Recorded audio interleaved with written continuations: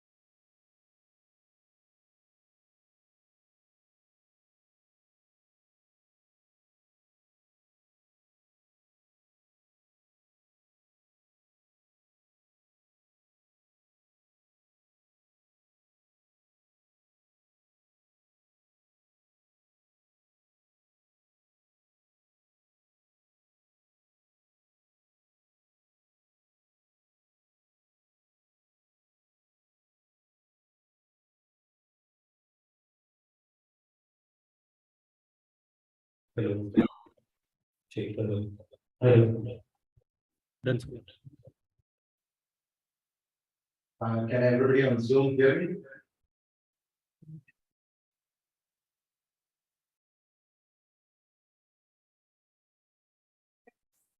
Okay. Yeah, they can. Taken. That's good. Okay, thank you so much. We need the. Yeah, I'm saying.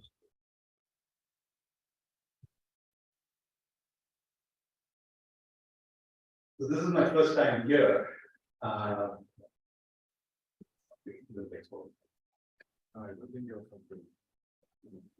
Not complete to trade report. I said this is my first time here.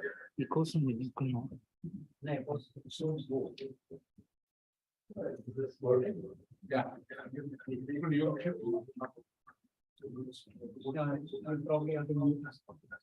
Here, the bottom left. Very good.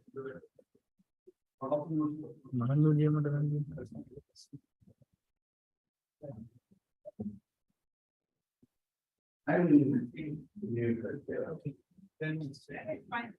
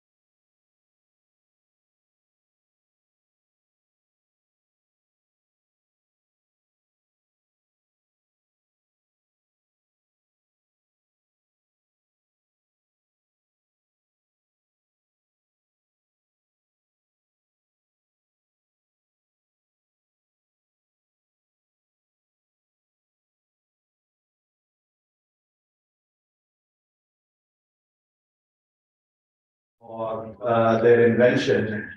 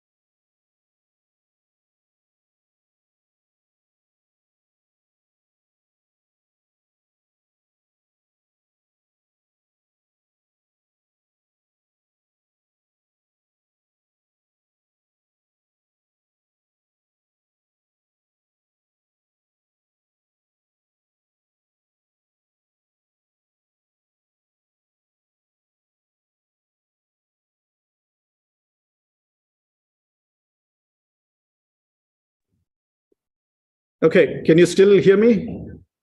Yes, here we can. Okay. Okay. Can we remove this participants thing? Because it looks too small. We can screen this.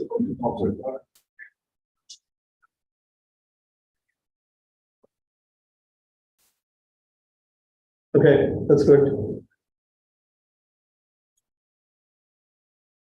So the first success, or one of the big successes, there were many, many successes, was this notion of assorted pixels. Okay, one of the big things about reaching human visual performance is the dynamic range, right? Our human visual system can see really bright things as well as really dark things. Whereas those days, the sensors were not able to do that, okay? And so dynamic range was something that we craved to have. And so one of the designs that we had come up with is that instead of thinking about every pixel as behaving the same way, can you make different pixels differently sensitive to light, right? So you have an array of pixels, and on that array, you had different exposures. So you could have some pixels that can capture bright stuff, some pixels could capture dark stuff. And as an algorithm on the back end, you combine all of that to create a beautiful image. Okay, so this was called assorted pixels. And this is something that several people developed, and I was also part of it as well. And that produced, if you look at, let me see, why is mine? Okay. Can you, sorry? Yeah, okay. So this is an example of a chip that Sony built. When was that? It's about 2005. That used this idea of assorted pixels, where every pixel is sensitive differently to light, right? And with that, you were able to get both shadows as well as dark, bright regions in a single shot. So that changed the dynamic. Whoops, what did I do? Something is weird. Okay, jinx, the talk is jinxed. So that changed the dynamic range of images, okay? And today, the same type of idea is in all of your cell phones. Okay, so this is a consequence of doing research on computational imaging back in the 90s and early 2000s that led to today's phones that you see here. And you can get really beautiful night shots now. It's not a big deal, right? It's not extraordinary anymore, right? You have lots of these beautiful photos that you can find online. You yourself would have captured it and so on. And so there have been many such successes in computational imaging that have gone on to become, products in cell phones, for example, right? And so the question that I want to ask is, what's next, right? What are the things that are extraordinary, right? That could become ordinary later. And so we want to think about version 2.0 for computational imaging, okay? Now, of course, in the meantime, you had this big deep learning tsunami, if you will, right? And people started saying, do we even need cameras anymore? Because you don't need it, because they said, you've captured all the images that you could ever capture already. And so all you have to do is to recompose these images to create new images, right? And you guys have played with tools like DALI and others, right? And this is an example of my colleague Junyan Zhu, who did the cycle GAN. He took pictures of his own cat and he put it into a pot, right? So you could do those kinds of things. You can say, my kids and me in Niagara Falls, it will generate an image, right? So there is this existential crisis in imaging. Do we even need cameras anymore, right? And so my answer to that is that yes, we do. And we're thinking about the new things that are going to come 10, 15 years from now, right? And that's the preview that I want to give today, right? And so here are a few things that we have done that will sound extraordinary to you with an ordinary camera, okay? So here are a few examples. So on the top right, or the top middle and top right, is what is known as non-line of sight sensing. So when you think of a camera, you can only capture a scene that is in the line of sight. It's so obvious, you don't even say that is assumed, right? It's so obvious, right? But what if I tell you that I can build a camera with the same, I don't know why this is slightly behind. Yeah, I don't, okay. Okay, that's fine. What if I tell you, I can give you a camera that can see behind your chair, underneath the desk, around the corner where he's standing, outside the door? That would be crazy in today's camera's definition, right? But the camera's definition really says it should be in the line of sight. So we've, as researchers, the last 5-6 years, we've been working towards realizing such a camera. It's called a non-line of sight imaging, okay? And I'll talk to you about that. The top left case is a camera that can see deep beneath your skin, right? So if I have my cell phone and I take a picture of my skin, I just get the image of the skin. But what if a centimeter below, there is a tumor, right? I don't want to go to an MRI machine and do this, but can I do it with my visible length wavelength camera, right? So that's kind of a crazy camera, right?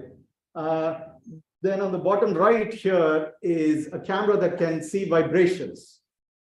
Mechanical vibrations are all around us. We cannot see them, right? So if I do this floor is vibrating, even the wall is vibrating just because the fact I'm talking, right? It's vibrating. So if you had a camera that can see these vibrations, then you can do a lot more. You can understand the scene a lot more. So we'll talk about that. And the final example is a case where whatever I do with a camera, you can also do with a light source. Why is that? Because cameras and light sources are just opposites of each other. Camera just collects the rays, light source sends out the rays. The geometry is the same. It's just the arrow direction changes. So whatever paper you write in cameras, you can write with light sources. So I'll show you one example where we built a programmable headlight that is now beginning to come into cars. Okay, so these are the examples that I'm talking about, which are extraordinary today with the sensors that we have, right? Of course, feel free to ask me any questions in the middle.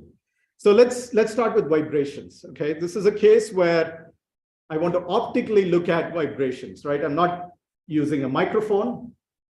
I'm looking at optics. So here's an example with two people playing the guitar, right? So two different guitars, and they're playing two different songs. And if you capture an image of this scene, you get an image that looks like this. That looks like this, no big deal. You have two separate people, two separate guitars, right? But if you place a microphone, which is what this device uses to capture your audio. I don't know if you heard that. Huh? It's audible? Okay. Because the result here is audio, so I want you to hear it. So this is a microphone recording of the two guitars played simultaneously, right? Because that's what the microphone can do. It just captures the waves from both directions. It has no way of telling which wave came from here, which wave came from here, right?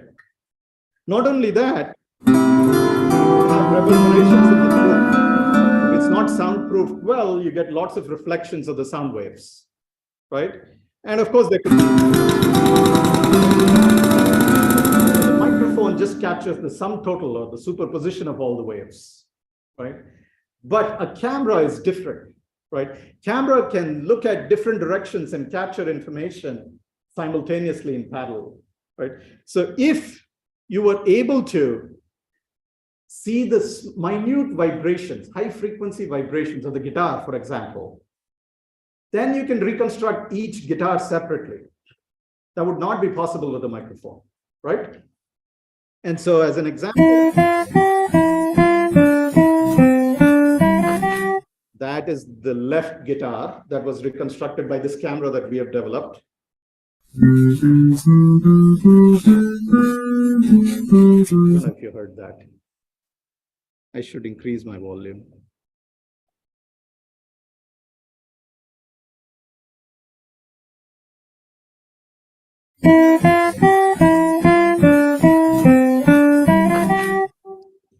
Okay.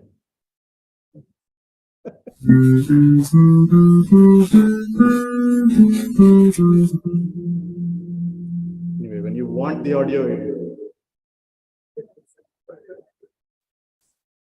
that's why you have to have a camera to measure audio. The microphone this is what happens with the microphone. There's a lot of feedback. There's addition of all the waves. The camera is looking at different points differently, in parallel. And so we can, in fact, recover the audio of the two different guitars separately and in parallel, right? And so this device won the Best Paper Award in CVPR last year. And this is all using ordinary cameras, by the way. It's cameras that you would see in your cell phones.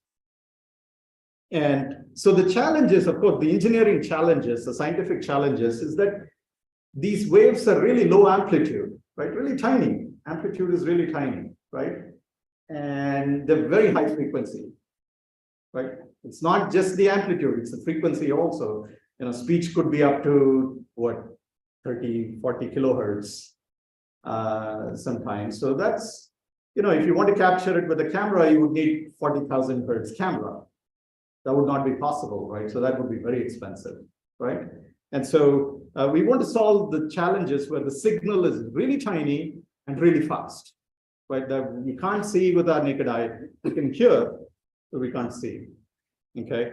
And so you could spend hundreds of thousands of dollars on a very high-end, high-speed camera. You may have to put a very strong light source so that the exposure is sufficient to capture this high speed and so on. And there have been people who have done this. You buy a $100,000 high-speed camera and you try to capture a few snippets, right? So the goal here I'm talking about is to make these ordinary cameras extraordinary, right? And so things that are running at 30 frames per second or 60 frames per second without this really big zoom lens, right, or very high resolution, how do you capture these? And so for that, you have to resort to optics and physics. And so what we do is we have a laser beam that is illuminating the point that we want to look at. So if you had, just like Kinect or something, you have a bunch of light rays that are going onto the scene. And these light rays, instead of watching them on the surface of the object, where you're just focusing on the guitar, for example, this is how you do photography.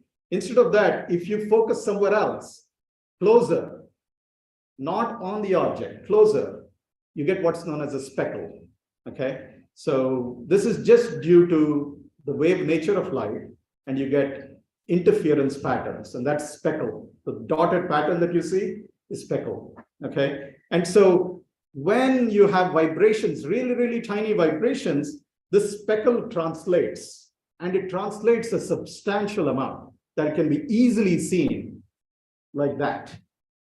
That is what you're seeing. That is the signal that you see that is converted from the tiny vibrations of the guitar, right? And so really it solves the low amplitude problem really well, okay? And now the remaining is high frequency. Do we really need a 30,000 frames per second camera to do this? It's not really the case, because in fact, we already have a 60,000 frames per second camera in your cell phone. Anybody know why that is? No. This is the camera that this phone has. If I tell you it is 60,000 hertz, you would laugh, of course, but it's not. It's actually a rolling shutter camera. The rolling shutter camera just means that it's capturing one row at a time. And remember, we are only trying to look at this translation vector. We don't want the full image. So you just look at 2D information, which is just translation, is what we need to recover. And you can do that with just 1D slices of the camera. So it turns out, I'm not going to go into the algorithm here, but the idea is that this row that is capturing from top to bottom, it's running at 63 kilohertz in every camera. This is the cheapest CMOS sensor that you can find. The whole frame is being captured at 30 frames per second, but each row is going at 63 kilohertz. And that's where your high-speed signal is coming from, okay? And so we have this system that we built, which has a rolling shutter camera and a dual global shutter camera. And then it can sort of match the two images, and it can get out this audio signal, okay? And so that's basically solves both of the problems at low amplitude and high frequency. So here's an example. If you can look at that video, that is the video that is captured from one of the speakers. So the speaker has a membrane, you play some song on it, it vibrates. You can't see the vibration. I mean, a camera cannot see the vibration. But this camera is measuring the vibration like that. And when I play the audio, hopefully, can you play the audio as well?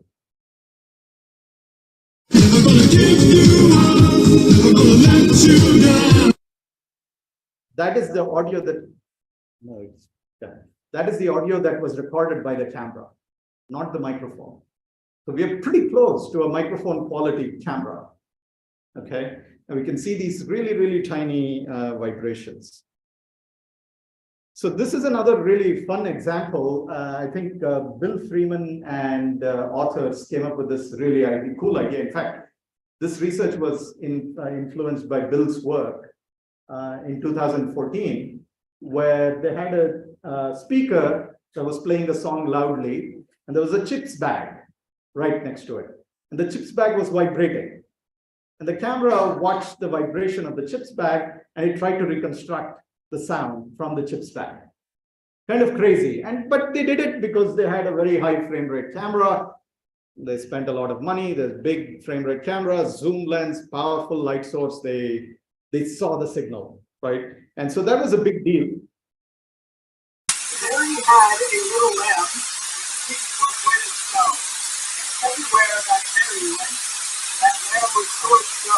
If you didn't hear it well, that was supposed to be like that. Their method doesn't work as well as ours. And remember, this was a thing that it was a big deal at the time. It was a big splash. They could measure the vibrations on a chips bag from the speaker and so on. And they needed all this high-speed camera and everything. And Mary had a little lamb whose fleece was white as snow, and everywhere that Mary went, that lamb was sure to this go. was the audio that we recovered with an ordinary camera, right? And so now you really can capture audio. This is kind of crazy because, you CIA or FBI or whoever wants to see what somebody is talking in a room through a glass. They can easily look at the glass vibration or any other object vibration. You can do this now, right? But of course, hopefully it can be used for many other things, right? But that's the first thing that comes to mind. Our goal is to build a full 2D camera so they can get the sounds everywhere. That's what we are now building, right? We're trying to build a camera where I showed you 2 guitars, but instead of 2, what if there was a orchestra? And I would recover the sound from every single instrument, right? And so that's the sensor that we're building. Yeah.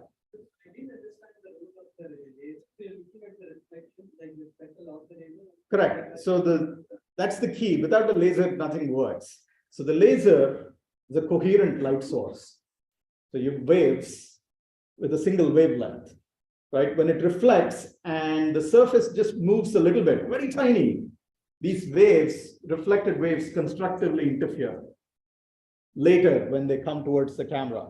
And so if you focus on the surface, you get nothing. There's no time for the waves to interfere. There's no space. But if you focus somewhere far away, then all these waves have time to interfere and they create these random dots. That's the speckle that you see. And that, depending on how far it is from the object, you get much higher sensitivity or lower sensitivity. Yeah. Yeah.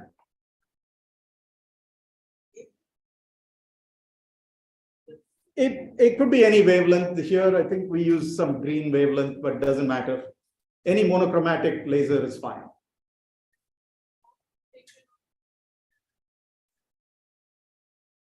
The constructive and destructive interference is the thing we're exploiting. So that image that you see, the random dots that I showed you, is the result of the interference.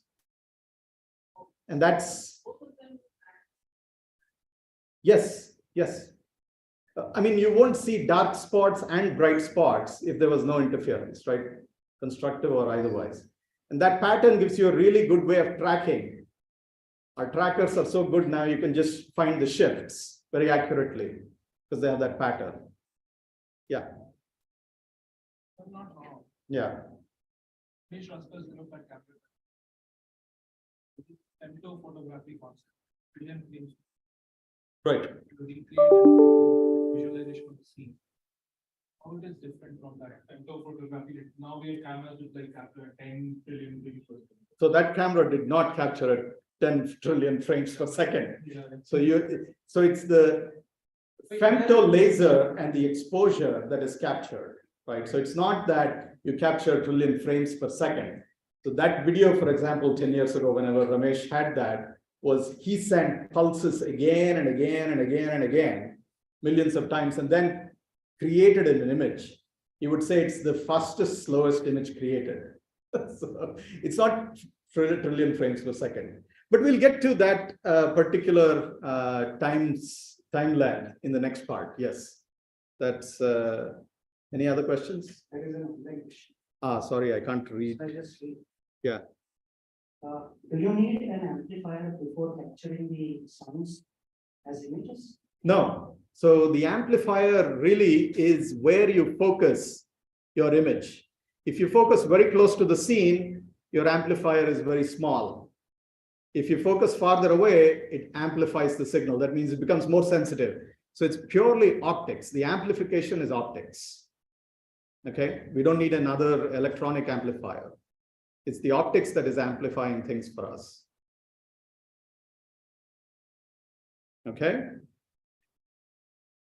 Can you play the music now? That's the combination. You have to keep playing, so that's the problem. It's a little bit noisy. Can you keep?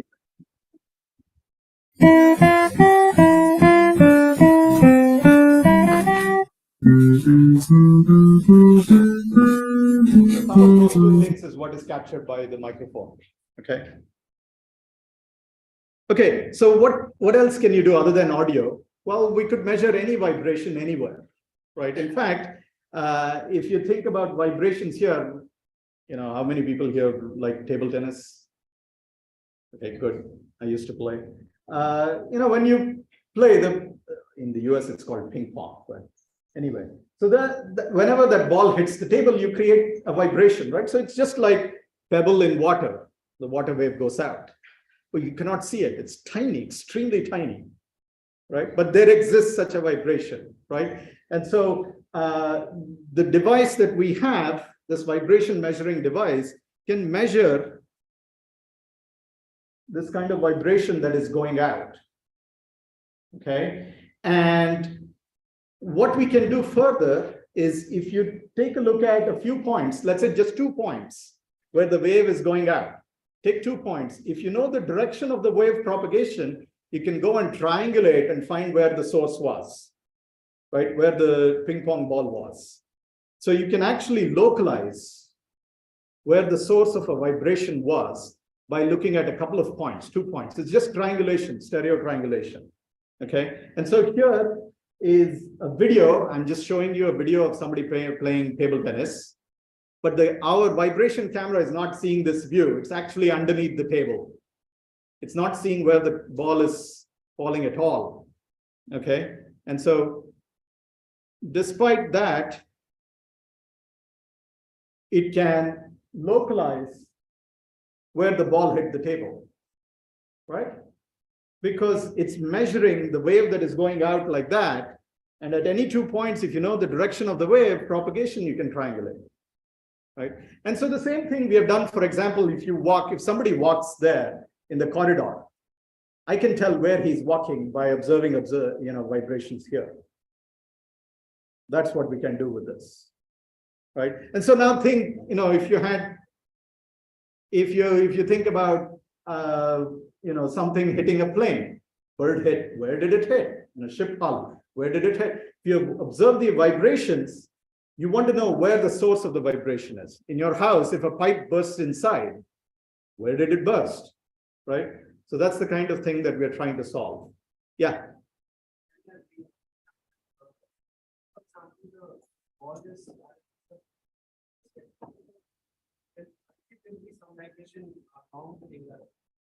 It is along the table. We are only capturing the vibration along the table, on the surface of the table. It's not the audio that I'm capturing. It's actually the surface vibration on the table. Yeah. There would be 2 components of audio, of vibration would be there. X and Y, yes. So can we predict where the ball is coming from and where it will go? Yeah, that's a little bit tougher question. That would require some, you have to model the physics of the ball coming in and going out. But for example, if the ball was, if you hit a smash versus just a gentle pop, it would look different because the amplitude would be different, right? Is the camera capable enough to segregate? It can. In fact, we've shown that. So you can tell the difference between a smash and not a smash. Because if the ball skids, for example, you will get a convolution of this wave. So it'll be blurred. And so you can say actually it's skidded. So you can estimate the force. You can estimate the force, the direction of the force, and the duration of the force from this wave. Yeah. But another interesting thing that we are doing is, our human body vibrates a lot. Inside you have a heart pumping, right? And one of the things that we are currently building is to measure blood flow velocities everywhere, densely. Not just, when you measure blood pressure, you just measure it here. That's sort of a gross value of your blood pressure, right? But with age, for example, you could have calcification and your veins and arteries might be narrowing and things like that. And blood flow could have different pressures at different locations. And so that's one of the things that we are working towards, right? So this is just to show what are some of the applications in this area, okay? Okay, so let's move on to the second one. This is non-line of sight imaging. This also won the best paper in CVPR 3-4 years ago, I think. So if you think about line of sight imaging and 3D reconstruction, it's obvious you have a camera, maybe you have a time of flight sensor like a LiDAR or Kinect or whatever it is, a 3D sensor that's reconstructing this object that is in the line of sight. No big deal. There are many, many methods. There's hundreds of methods in computer vision to do that, right? But what we want to do is put a wall in between them. Okay, so now the camera cannot see the object directly. Okay, so what do we do here? Well, the camera can see something clearly. It may be another wall somewhere there. So for example, if I wanted to see what's behind your chair, I can see the ceiling. Okay, so if I send a photon to the ceiling, and if the photon goes behind you and then goes back up and comes to me, and somehow I know where this photon has gone, then I can see behind you, right? Another way to put it is if this ceiling was made of mirror, it was a mirror, clearly I can see behind you, right? If I put a mirror here, I can see what's around the corner. The world is not a mirror though, right? So what we have done is we have built a camera, or we have taken a LiDAR, ordinary LiDAR, and repurposed it so that it's able to capture only these specularly reflected photons. Okay, so all these other photons that are diffusely reflected that gives the appearance of this room is not captured. Okay, so we are able to capture as though the world became a mirror. Okay, and that's the extraordinary part of this particular camera. And that allows us to do non-line of sight sensing, okay? And so what we do is we take a LiDAR. I'm using a LiDAR just as an example. This is an example where you could do what Ramesh Raskar did, the time of flight at very high resolution, time resolution. And that's really what a LiDAR is, right? And if you use a LiDAR as is right now, it's going to scan a point on the surface that it sees, right? So if it sees a set of points, it scans a set of points, and then it can reconstruct that set of points, right? You look at the time, average time of light that is coming back, the speed of light, so you can calculate how far something is. It's very simple. So it's an ordinary LiDAR, right? And it produces this sort of a plane of the wall, right? So no big deal. This is what a LiDAR does.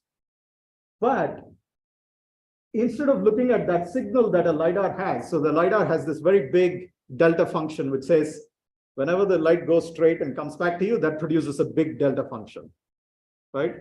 But instead, what happens is that there are lots of photons that are going around the corners and then coming back to you. But that signal is tiny, okay? In fact, that is hidden in this tiny long tail that everybody ignores in this LiDAR, right? But if you don't ignore it, you actually take that signal. That is the signal of the photons that have come from the non-line of sight area. Okay. And so what we showed was discontinuities in the signal corresponds to light that has specularly reflected. So that was the new thing that we discovered, right?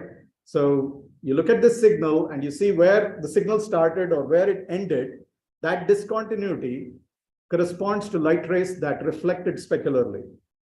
It's as though the entire world was made of a mirror. Okay.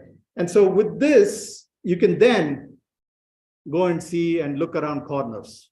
Okay. Now, of course, this requires, it's not as easy as taking a LiDAR and making some quick changes. You had to do a substantial benchtop optics experiment.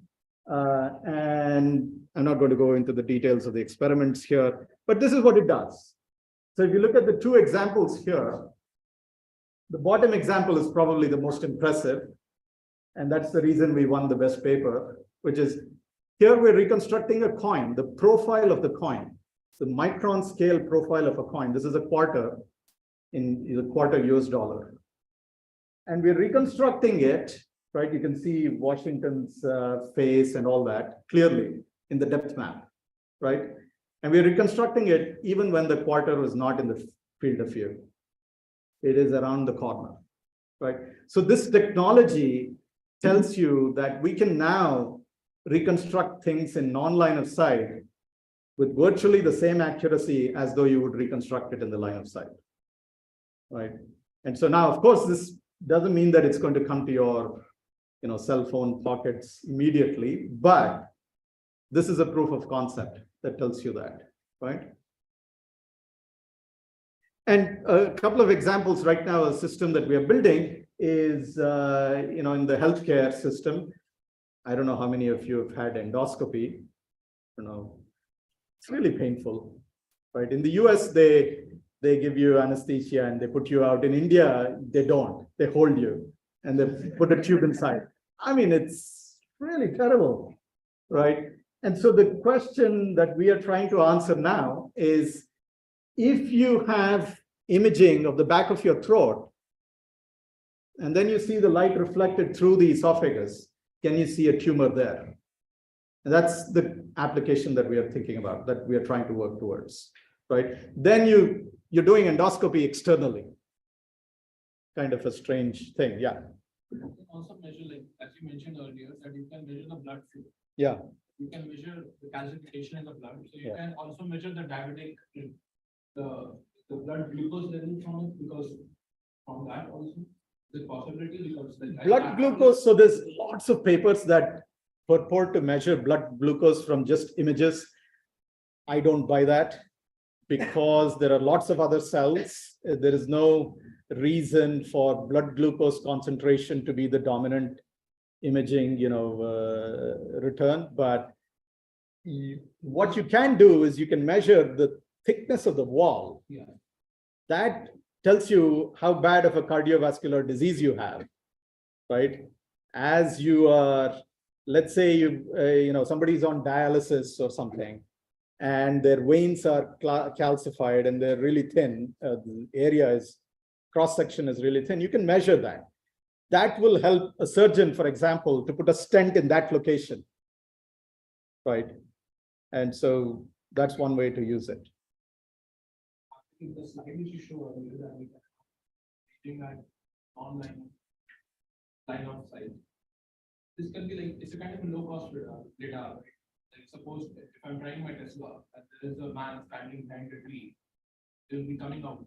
It's not low cost yet, but I get your point. Yeah. Right? That is exactly right. I mean, one of the examples is what's around the corner? If you're driving like this, what's coming from the other side, right? Range is one of the big issues here. I mean, you would need a powerful laser to do that. Then there's a question of eye safety and so on. So I would not put this outdoor in an intersection. The way we solved that problem was at intersections, we had cameras. And those cameras are looking everywhere. Because Tesla dumped the data.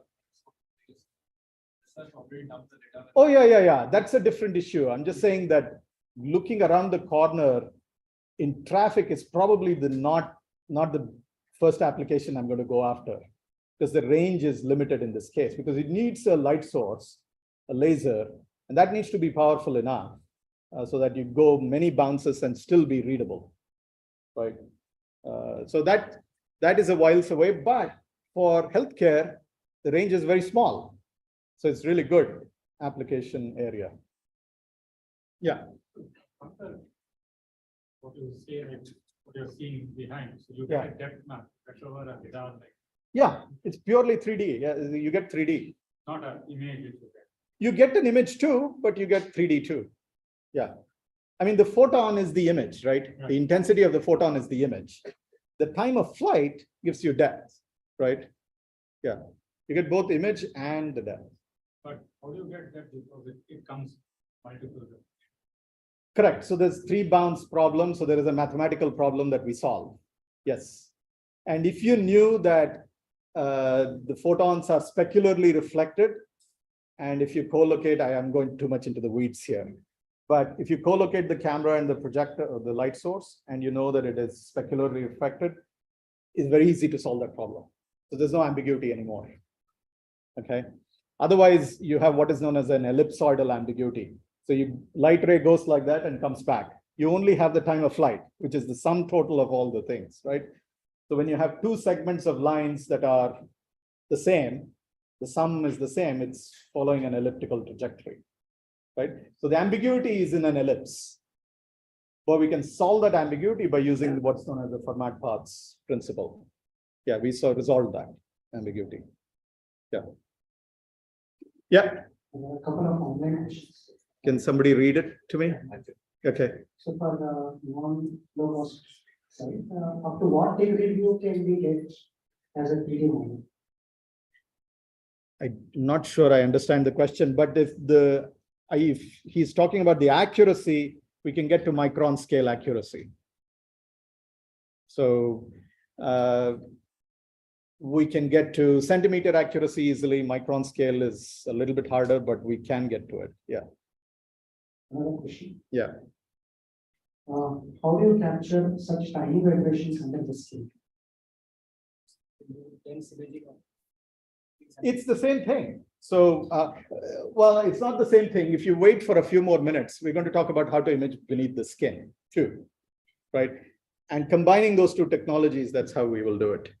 So one of the challenges, the other camera that I'm talking about, the extraordinary camera I'm talking about, is to see deep beneath the skin. How deep can you go? And at what resolution, right? So X-rays can go deep, but they cannot see cellular scale resolution, right? Ultrasound cannot do cellular scale, right? They can go deep. So there is a trade-off in physics about depth versus resolution through a scattering medium like tissue. It's one of the big challenges. That's one of the reasons why you can't take a camera and build something that goes deep inside, right? That images. And so this was a large project that I'm leading where we are trying to break that trade-off, the depth resolution trade-off, so that we can see deep inside. Okay. And so we've had several successes, and I'm not going to go too much into that today, but I'll show you a couple of examples. So the nice thing is, with every millimeter below the skin, you get success, right? So if you're looking at the skin, you can see, you can see the moles and things like that. But if you're a millimeter below, you can see whether it's actually skin cancer or not. Because surface-wise, it's not easy to say without biopsy for sure. But inside, if you see cellular scale, you can immediately say whether it's cancer or not, right? And so as you go deeper and deeper inside, there's more and more health conditions that. Sorry, what?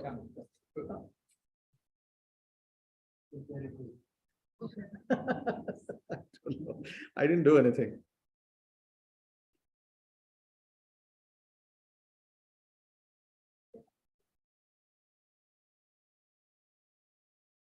I have no idea.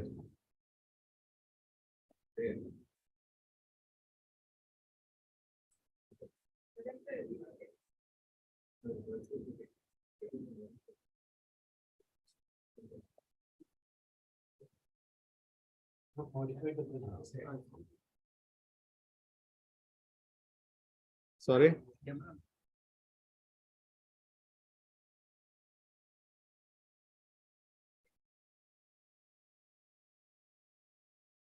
I think my laptop and the projector and the somehow the microphone, they don't talk to each other. I don't know why. You fiddle around with the projectors so much. Correct.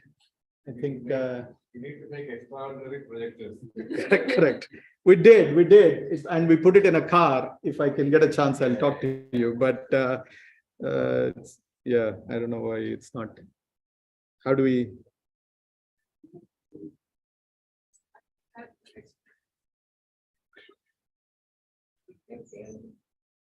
I swear I didn't do anything here. It's not you. It's not you. We need the connection that is loose. Because when he moved that, not that, This connection. yeah.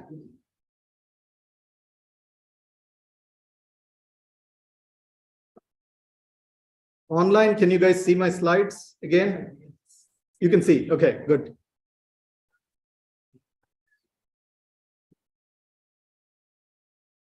Okay, I'm going to keep going on because online they can see, and I'll try to tell you what we'll do. Oh, you can. Okay, great. This is an example of a portable device that we built that goes up to about a few millimeters below the skin everywhere on the body. Okay, so this is microscopic scale, cellular scale. For example, the top image there is going beneath the skin. So it's not actually looking at the surface of this mole or melanoma or whatever, but it's actually seeing beneath. And if you look at the cellular structure on the top right, the doctor immediately saw, this is what we get in biopsy. This is clearly cancer, right? And he could just say it immediately, right? Whereas in the middle image, which looked more, the top middle, this one, this yellow thing, it looked more ominous, but it was not cancer.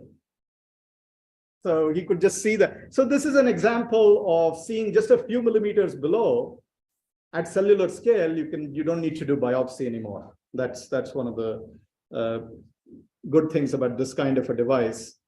So here's the fun thing that I built, where you have a camera and projector system, and we're basically sending light out and getting light in at different rates at different locations. And that is going to allow us to see under the skin. So instead of capturing the surface of the skin, you can see under the skin, okay? And so this is actually my son. And I don't know if you can see let's see if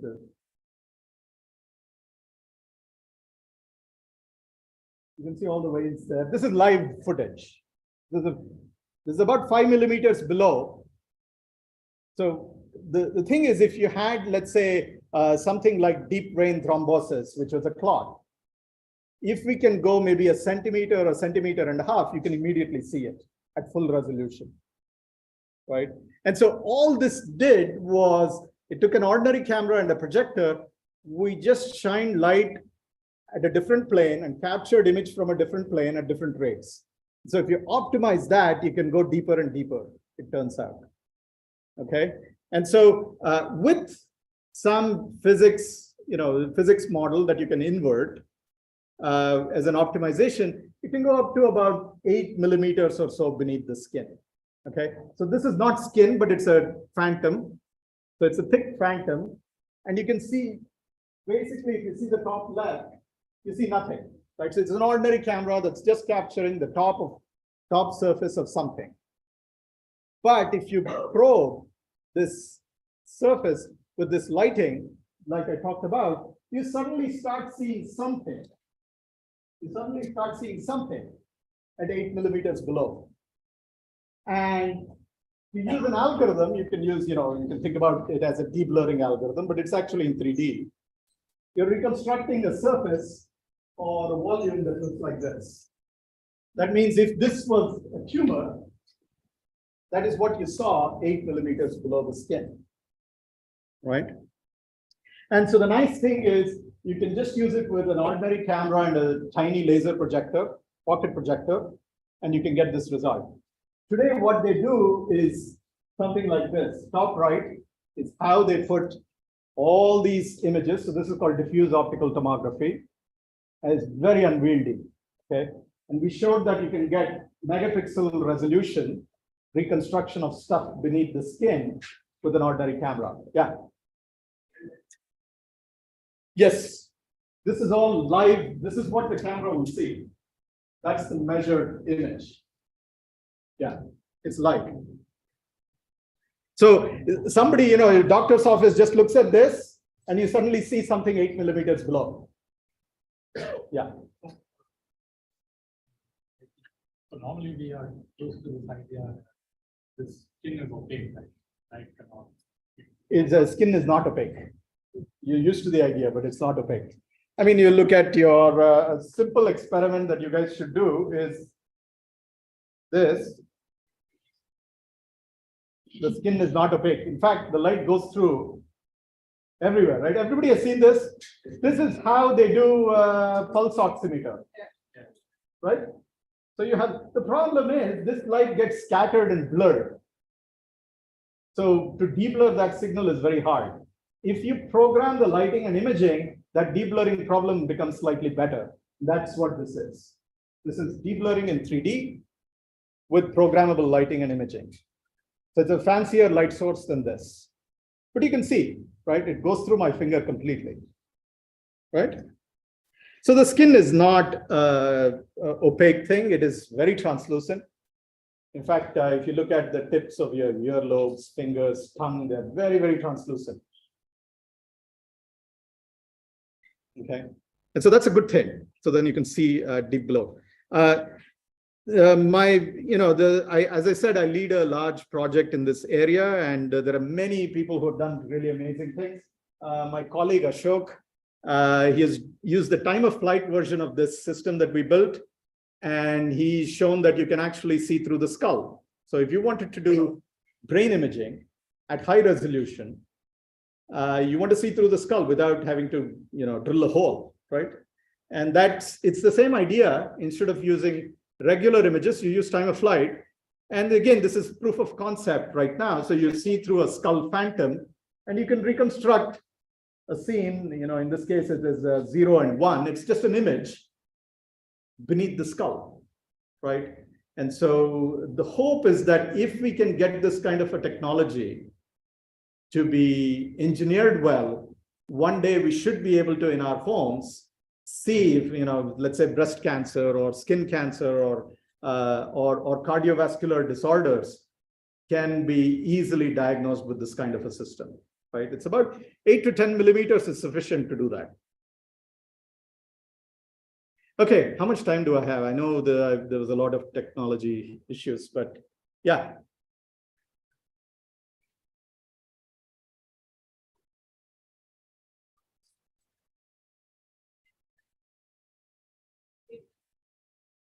In the first one, yeah, laser, yes. Is it like the whole visible spectrum, or do you have? In this particular case, we are using, correct, it's one of the examples that I showed, the diffuse optical tomography, is a wide band spectrum, so it's incoherent light. Yes. So you have phase optics also, right? Yes. Yes. And is there the effect of polarization of light? Because you have tissue and even skull. Sure. I mean, if you add a polarizer, if you use polarized light, you get more information for sure. So you could. But you're actually taking the waves reflected on the surface, right? It's basically the No, in this case, it's not the wave reflected, it's the light going through, and so the light rays are getting, let's switch to light rays for a minute, okay? Yeah. Correct. So the light rays go through the skin, they get scattered around. So just think ray optics for now, okay? In the first project, it was wave optics. You're right, that the speckle was wave optics.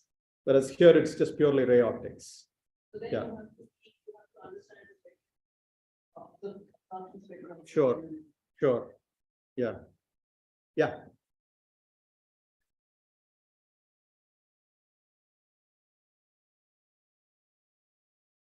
Is that not a security one? Sorry, I didn't hear the last word. The spectral but making the audio signal. Correct. So making audio is is that a deep learning method for? No, there's no deep learning there. No, no, deep Deep learning. Deep learning. Oh, deep learning. Okay. Deep learning, you can use deep learning for anything, but that pattern shift is like the first assignment in your computer vision course, and that works. It's just correlation or signal processing course. Yeah, so we don't do any deep learning. Now, it has been suggested that to get the audio quality to be amazing, we might want to use deep learning. Sure, but I'm not interested in using deep learning for the sake of using deep learning. The signal is already very good, so you don't need to, is what I'm saying. Yeah.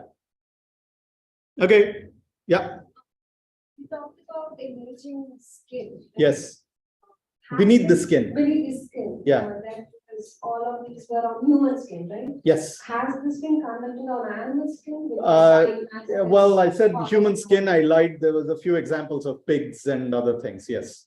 Yes. So we have a University of Pittsburgh Medical Center, which, we take the device to them and they do experiments on animals first, right? And so one of the experiments was pigs. And to understand cardiovascular issues, critical care, they bleed the pigs. I mean, doctors do all kinds of weird things. So I think that's why you're not a doctor. But she was grossed out by it. I'm grossed out too. But and then they try to resuscitate the pig, and then they see how well it responded to the resuscitation medication, right?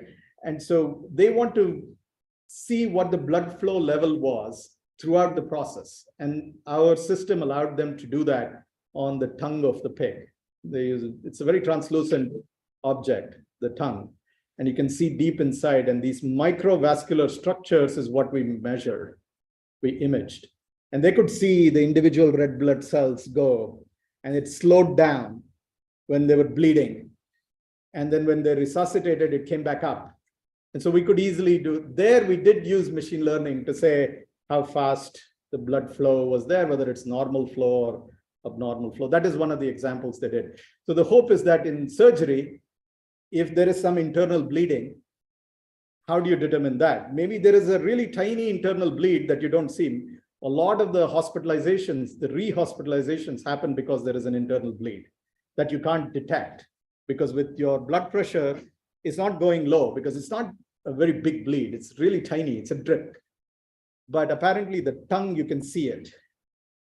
And that's what the experiments that they're doing with people as well. Yeah. Okay. I don't know how much time do I have.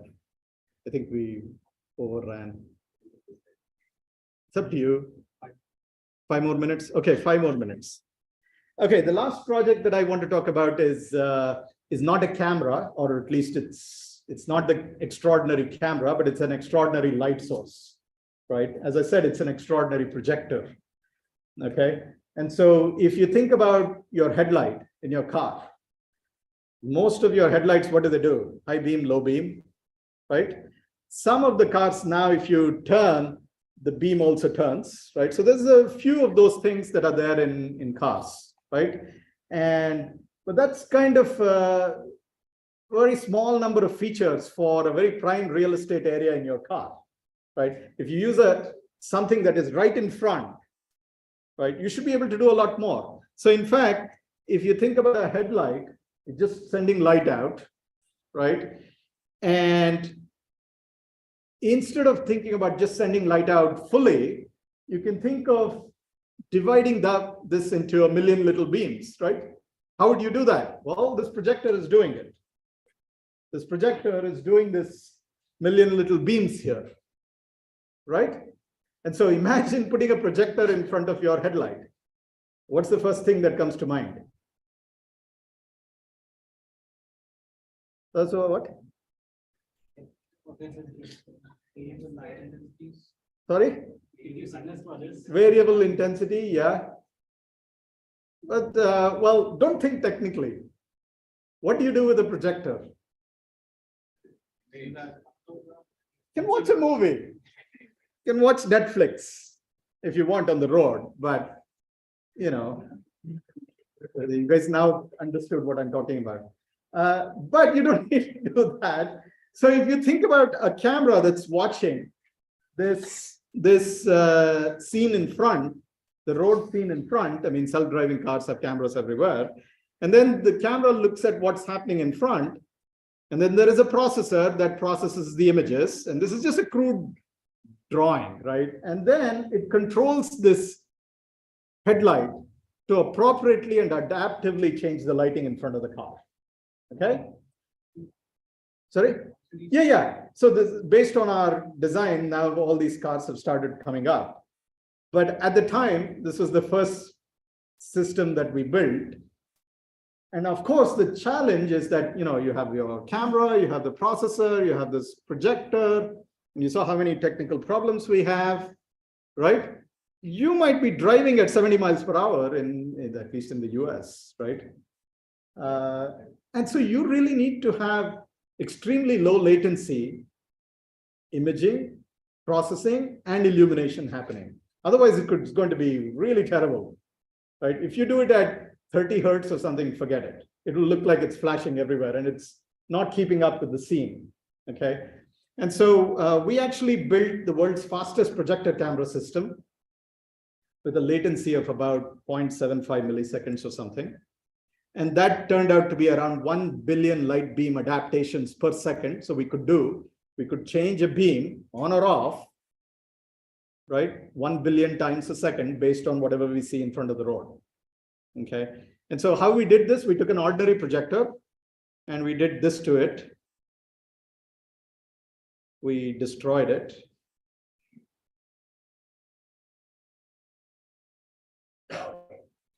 Took a lot of time to make this video, by the way.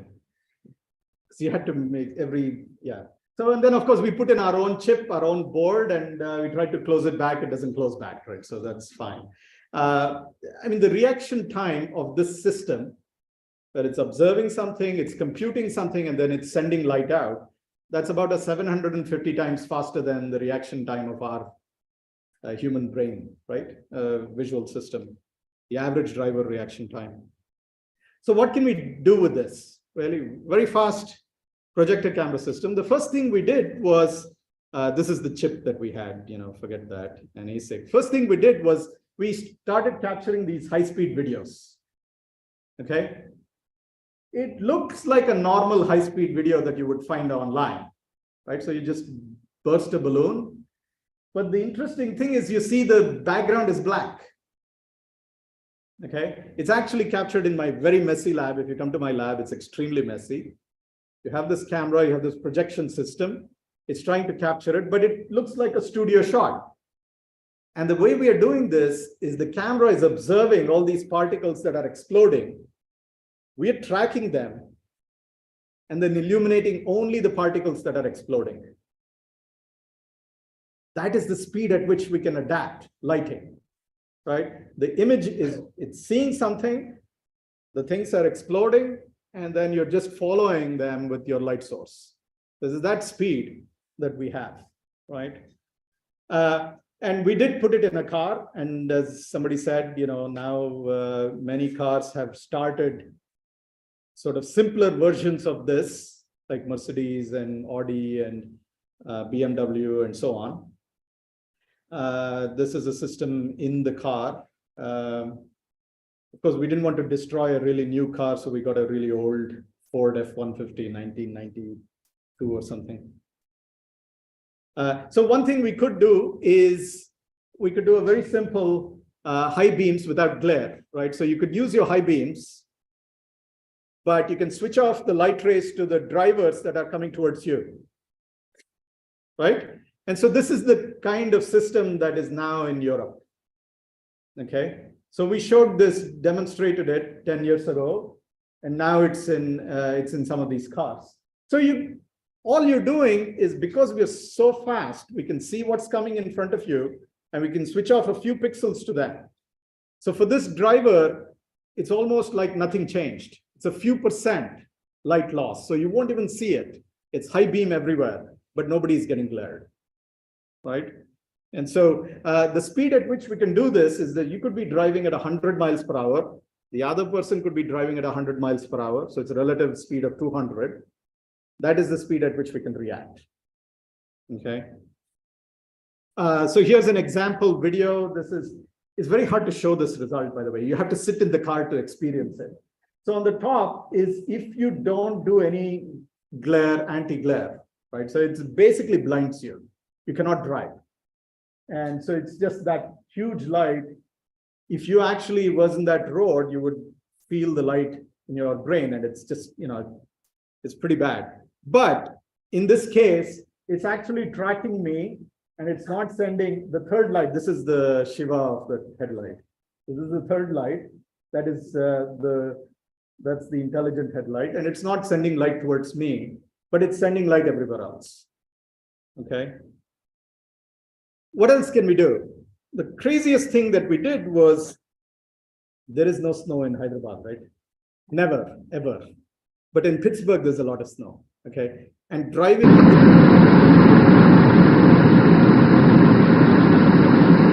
Correct. So this would be perfect. So here, one of the hardest things to drive is you use high beams. Incredibly hard. And there's about 800,000 crashes everywhere because of visibility loss. Okay. So, what can we do with that? Well, we can do this crazy thing. Because we have such low latency and such high speed, we can stream light in between the snowflakes or raindrops. In between. You don't have to see the snow at all. So the camera watches the snow and immediately tells the projector to not illuminate that pixel. Okay? And because we have such high speed, low latency, we can do that. Right? Now, of course, the point is not to miss every single snowflake. That's not the point. But you want to get high light throughput while getting better visibility. Okay. So here's an example video. On the left, I don't know why it's not full screen, but anyway, on the left is just fake snow, right? And if you use your high beam, the fake snow is lit up strongly. Okay. And on the right is we're using this intelligent lighting to stream light in between the snowflakes. Okay. And so this is what we see. So of course, we are not eliminating snow completely, but we are getting about 70% visibility improvement with about 10% light loss. So you reduce the output of your beam by 10%, but you get 70% benefit in visibility. Right? This is to your naked eye, right? Yeah.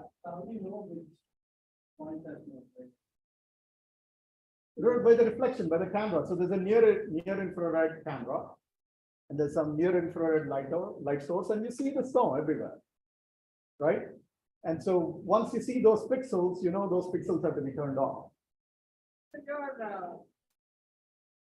light source is an array of. So how are you controlling that spatial? Projector image. How is this image being controlled? Right? So it's very simple. It's an ordinary projector. I didn't do anything extraordinary. Yes. That's it. Okay. Anyway, I think this kind of a projector camera system can be used for many things. For safety, we've been using it, and some new cars have been coming and so on. So with this, let me conclude. I know it's a little bit late. Let me conclude by talking about these 4 systems. The question is, how soon can they be in your pockets, right? And if you think about the previous cycle of computational imaging, it took about 15 years to come to your pockets, right? The assorted pixels took about 15 years. And so I think in this particular case as well, the car headlights are already coming. So that's pretty close. But non-line of sight and looking through the skin, of course, it could be about 10 years. So that's my guess. So the hope is that 10, 15 years down the line, we would be saying that these things are ordinary. That's my hope, at least. Thank you so much.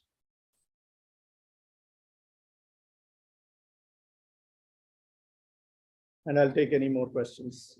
Yeah.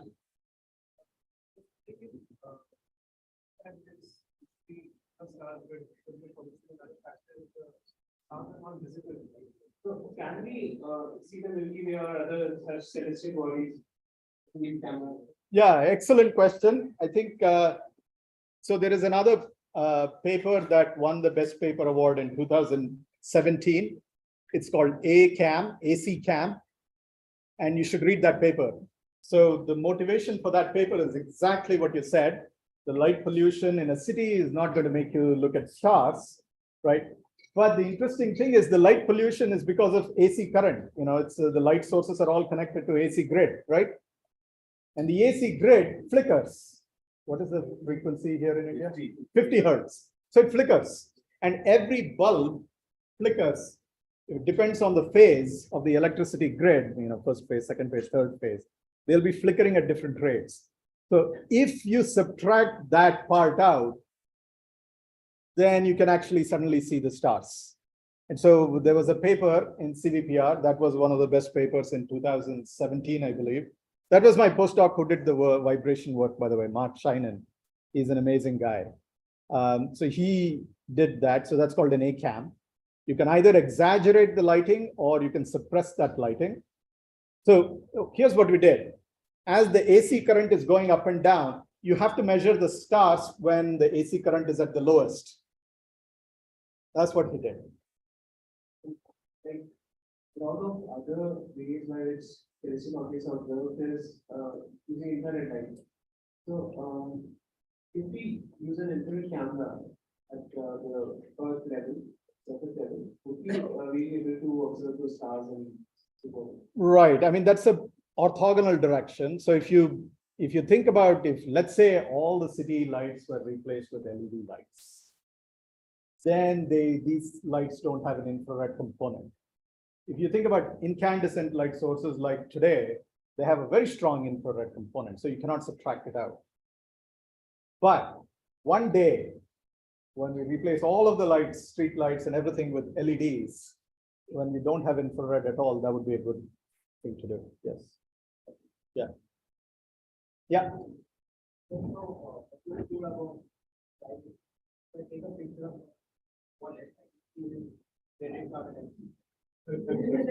I don't think we can do that yet, but right, in general, I get the point that privacy is an issue, right? I mean, privacy is an issue for computer vision in general. So I'm not thinking whether, so by the way, I gave this talk to, or some part of it to some, I think it was a national union in the US. All these union leaders came and they wanted to know what the technologies are 10 years from now, so they can protect their jobs and so on. And one of them was so aghast by this, and she said she was a restaurant union workers president. And she said, if waitresses are changing their dress in their rooms, would you be able to see it? I never thought of that. But privacy is definitely an issue.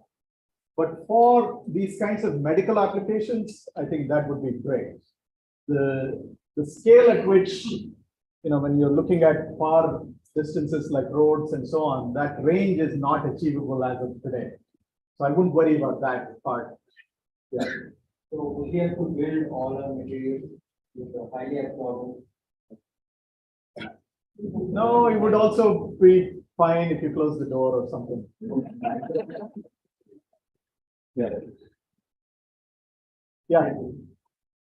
So that technology is used for the part where there is snow, for example. Like, how applicable is that to fog, for driving in fog? Excellent question. And, also, can we use the first projects, that sensor where you you can see Washington's face on that sense, right, on the quarter. So can we combine that along with this kind of technology to be able to see the fog when you're driving, let's say, in the early morning? Right. So fog you cannot do with this method because fog particles are too dense. You cannot stream light in between. Snow and rain is very sparse. Even with a strong thunderstorm, it is very sparse. Okay. With fog, you cannot do that. The right example to use is the imaging systems through the skin. So seeing through fog turns out to be exactly the same as seeing through skin. So we have the same technology now that can allow you to see through fog as well. Yes. I mean, this was like 8 to 10 millimeters, right? Fog is something that. Ah. Good question. So it's not 8 to 10 millimeters in absolute terms. It's actually optical density. It means you could have, you think about how the density of your tissue is here. The density of fog is much, much, much smaller than the density of tissue. So the amount of light that goes through 1 centimeter here, it's like light going through 10 meters there in fog. Yeah. So the density, what matters is not the distance. It's what's known as optical density. It's the distance times density. Yeah. So it's possible in. Yes. Yes. I mean, we have already done it. We have already done for seeing through fog. Yeah. Yeah. You deal with interference in. So when you are sensing vibrations of surfaces, how do you deal with the interference due to motion? So for example, if I'm bringing a data, there'll be multiple strings that will cause interference. So will you be able to tell which string is vibrating at what frequency, or just that this is the area around which the Yes. So what we are measuring is just some point on the guitar body. It's not the string that we are measuring. The string vibration is actually, you can see it with your naked eye. But that's not what, if you just have one string just vibrate, it's not going to produce the same sound. You have that guitar body, right? And the sound goes into the body and then comes back out, and that's the sound it produces, right? So if you measure on some surface point on the guitar body, that's where we measure. additionally, if the guitar is held by somebody and if that some person is moving as well. Sure, that's no problem. That's not a problem. That's not a problem. Any point you're going to measure, as long as, you think of it as a tracking problem, right? We didn't do that tracking, but it's easy to do, right? So if you had a camera that's tracking somebody, it doesn't have to be this exact same point. That's the important thing. It could be any point on the guitar. So this optical for tracking. Yeah, just a person tracking is fine. Yeah. Yeah. About the scanning to skull business. Yeah. So I have a question regarding that does that have, like, for example, radiation and X-rays or something, might have a side effect? Can this have- No. The point is, we're using optical wavelength, visible light. It does not have side effects. That is the reason this is more safer than any other radiation that we use. Right? But brain tissues are not really custom to even this film. Right, but it's not, so we're not going to use a very strong laser to damage the tissue. We don't need to do that. So there is something called the mechanical index of tissues. And so you don't want to just burn through tissue with laser. You don't need that power to do that. Yeah. You mentioned we can see vibrations, right, with this camera. So if I just take the camera out in the wild and I take a photo, would it be like, would we be able to label each source of vibration that has? Wherever you're sending the laser beam, that is where we're going to measure. So if you had what's called an optical element, where you know how Kinect works, so it just sends a pattern out. So imagine sending a pattern out into this classroom, and different people are talking, and I'm watching where the laser beam is hitting each of you guys, and I'm finding your voices separately. That I can do. Yeah. Maybe we can take more after the.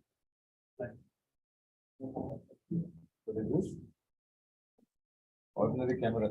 Ordinary stuff. Ordinary. Or the how to make ordinary stuff. Okay. Fantastic. Thank you so much. Fantastic. All his work and his Sri Nayar, etc. You all think it's so simple, things that we all could have done. But somebody asked question, he said some big people and equations came in between. It is all hidden and just makes it so simple. So thanks, Srinivas. another living up to that Oh, reputation yeah, was yeah, yeah. more. Thank you, thank you. And we are all scared with all the possibilities that your cameras can do tomorrow. Thank you. See you later. Thank you, thank you, guys. Yeah, It's so great to hear something where the main theme is not deep learning. yeah, there is no deep learning in this. I should have said, yeah. But if I had said there was no deep learning, I'm pretty sure nobody would have attended. No, I pretty much agree. Just joking. Very reflective, yeah. So, thank you. Thank you, guys.